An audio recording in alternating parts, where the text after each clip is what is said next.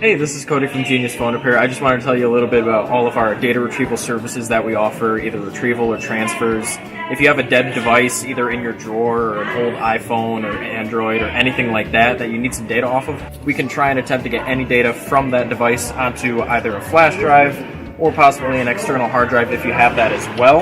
If you have a new phone that you want to move your data to, we can definitely hook you up with that as well. Contacts, pictures, any downloads or like anything else that you have, like music, videos, stuff like that, we can definitely help you out and move it to your new device. Doesn't matter if you're going from an Android to an iPhone or an iPhone to an Android, we can definitely hook you up with that one. A lot of the time, data transfers vary in how long they can take. Depending on how much data you have, we can either get it done in a couple minutes to an hour, or it could take upwards of 2.5 to maybe 4 hours. If you're unsure of how much data you have, we might quote out a full 24-hour diagnosis to try and figure out, and then just contact you anytime within that range to let you know how much you have and what you're looking at for storage media to put that onto.